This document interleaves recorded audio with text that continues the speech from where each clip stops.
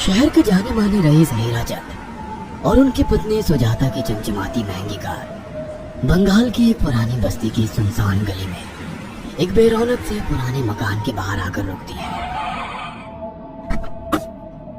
सुजाता, ये तुम मुझे किस जगह लेकर आई हो?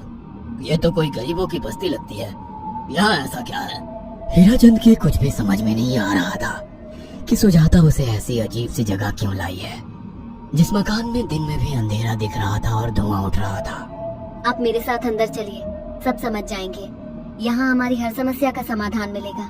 सुजाता और हीराचंद आशंकित कदमों से उस मकान में दाखिल होते हैं। तभी उन्हें किसी महिला की बाहरी आवाज सुनाई पड़ती है। चले आओ, चले आओ। हीराचंद ने देखा कि उस मकान के अंदर अंधेरा था।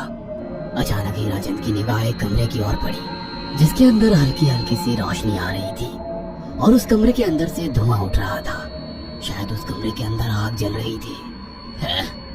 ये किसकी आवाज है? यहाँ इतना अंधेरा क्यों है और ये धुआं कैसे उठ रहा है? मेरा तो यहाँ दम घुट रहा है। सुजाता और हीराचंद धीरे धीरे कदमों से उस कमरे के अंदर चले गए।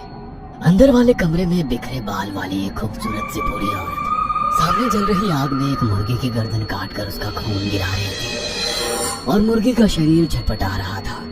ये देखकर सुजाता को उबकाई आने लगी। हीराचंद ने सुजाता की ओर देखकर कहा, तुम ही मुझे यहाँ लेकर आई हो और खुद ही घबरा रही हो।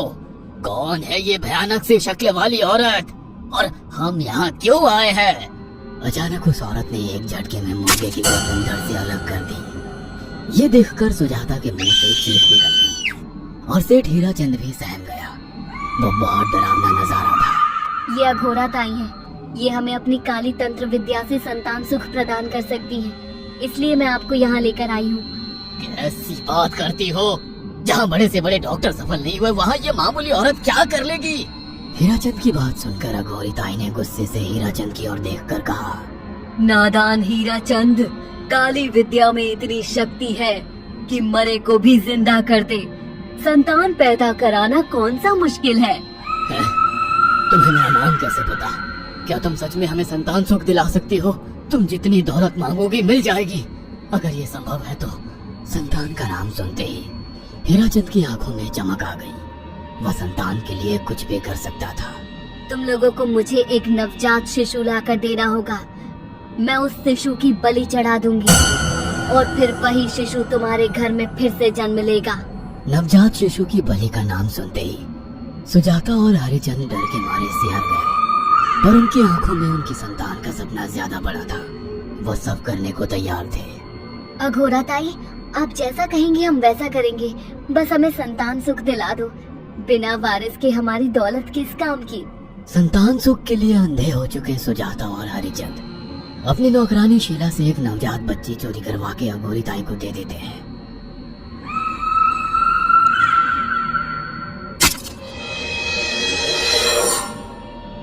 उस शिशु की बलि से सुजाता गर्भवती हो जाती है। देखा आपने अघोरा की तंत्र शक्ति, मुझे उस पर पूरा भरोसा था। चलो चलकर उन्हें धन्यवाद कहते हैं। हीराचंद और सुजाता अघोरा ताई के पास पहुंचते हैं। वो दोनों बहुत खुश थे और अघोरा पर उन्हें अंधविश्वास हो गया था। अघोरा ताई, आप महान तंत्रिका है। आपने वो चमत्कार कर दिखाया जो बड़े बड़े डॉक्टर नहीं कर सके। ये काली विद्या है बेटा। अगर तुम दोनों चाहो तो मैं इस विद्या से तुम दोनों को हमेशा के लिए जवान बना सकती हूँ। क्या सच में ऐसा संभव है? हाँ बिल्कुल, पर इसके लिए तुम्हें जवान लड़के और लड़कियों की बलि चढ़ानी होगी। तुम उन्हें यहाँ तक लाओ, बाकी मैं देख लूंगी। जवान रहने की लालच में अंधे सुजाता और हरिचंद एक अनाथ आश्रमों से हर रोज एक लड़की या लड़के को गोद लेने के बहाने अघोरी के पास बलि चढ़ाने ले जाने लगे। और एक दिन अघोरी ताई ने हीराचंद और सुजाता से इंसानी मांस खाने को कहा। पूरी तरह से इंसान से हैवान बन चुके अब वो दोनों इंसानी मांस खाने के लिए तैयार भी हो गए। ये गर्म खून और मांस खाकर तुम लोगों की उम्र भी बढ़ जाएगी। खाओ इसे। हाँ, सच में ये इंसानी मांस बड़ा स्वादिष्ट है। अघोरा ने अपनी बातों में फंसाकर सुजाता और हरिचंद को नरबख्शी बना दिया था। वो तीनों हर दिन बलि चढ़ाकर खून पीकर मांस खाने लगे। नौकरानी शीला भी नए शिकार लाने में उनकी मदद करती थी, मगर एक दिन शीला को शिकार नहीं मिला। मेम साहब, आज एक भी शिकार हाथ नहीं लगा और मैं बहुत थक गई हूँ और घर जाकर थोड़ा आराम करना चाहती हूँ। कोई बात नहीं शीला, एक छोटा सा काम है, तुम हमारे साथ चलो, लौटते में हम तुम्हें घर छोड़ देंगे। जी मेम साहब। शीला नहीं जानती थी कि शिकार नहीं मिलने से सुजाता और हरिचंद अंदर से बौखला गए थे और उनके दिमाग में एक शैतानी चाल चल रही थी। सुजाता, ये बेहोशी की दवा है। शीला के कार में बैठते ही तुम उसे सुंघा देना।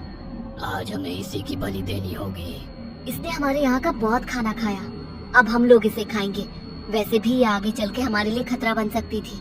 कार में बैठते ही सुजाता शीला को बेहोश कर देती है और वो लोग सीधे अघोरी ताई के यहाँ पहुँच जाते हैं, जहाँ अघोरी ताई शीला की बलि चढ़ा देती है और तीनों मिलकर उसे नोच कर खाते हैं। अघोरी ताई, हमको बलि चढ़ाते हुए पूरा 1 साल हो गया है। हमारा बेटा भी साल भर का हो चुका है। अब और कितनी बलि देनी होगी? बस एक आखिरी क्रिया और बची है, उसके बाद तुम दोनों हमेशा के लिए जवान हो जाओगे। कैसी क्रिया अघोरा ताई? 3 दिन बाद सूर्य ग्रहण है, हमें पास के घने जंगल में एक विशेष क्रिया करनी होगी। उसके बाद तुम लोग कभी बूढ़े नहीं होगे।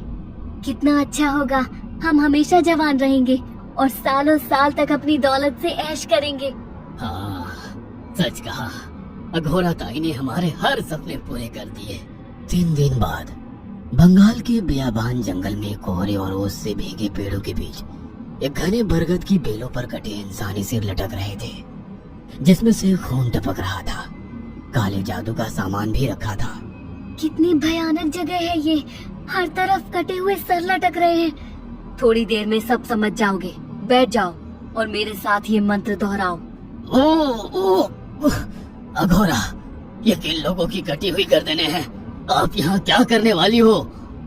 हीराचंद की बात सुनकर अघोरा जोर जोर से हंसने लगी और उसने एक शैतानी हंसी हंसते हुए हीराचंद की ओर देखकर कहा, तुम जैसे ही लोगों ने अपनी इच्छाओं को पूरा करने के लिए इन लोगों की बलि चढ़वाई है और फायदा उठाया है। अब तुम दोनों आंखें बंद करके यहाँ बैठ जाओ और मेरे साथ मंत्रों को दोहराते जाओ। अघोरा ने सुजाता और हरिचंद को वशीकरण मंत्र और काले जादू के इस्तेमाल से सम्मोहित कर दिया और देखते ही देखते वो भयानक डायन में बदल गई और चीखती हुई बोली, अब मैं तुम दोनों की बलि चढ़ाकर अमर हो जाऊंगी, क्योंकि तुम लोगों ने 100 लोगों की बलि का खून पिया है। देखते ही देखते उस डायन ने फरसे से एक एक करके सुजाता और हरिचंद की गर्दन काटकर जल रही आग में बलि चढ़ा दी और उनका गर्म खून पीने लगी। जब तक तुम जैसे मूर्ख और लालची लोग अपने फायदे के लिए दूसरों को मेरे पास लाते रहेंगे, मैं उनका फायदा उठाकर ऐसे ही उनकी बलि चढ़ाती रहूंगी। दरअसल अघोरा एक डायन थी और अपना स्वार्थ पूरा करने के लिए उसने हीराचंद और सुजाता की लालच का फायदा उठाकर उनकी भी बलि चढ़ा दी। बुरे काम का बुरा ही नतीजा मिलता है। अगर आपको हमारी ये कहानी पसंद आई हो तो इसे लाइक और शेयर करना ना भूलें। साथ ही ऐसी और नई कहानियों के अपडेट्स पाने के लिए हमारे चैनल अक्षु टीवी को जरूर सब्सक्राइब करें।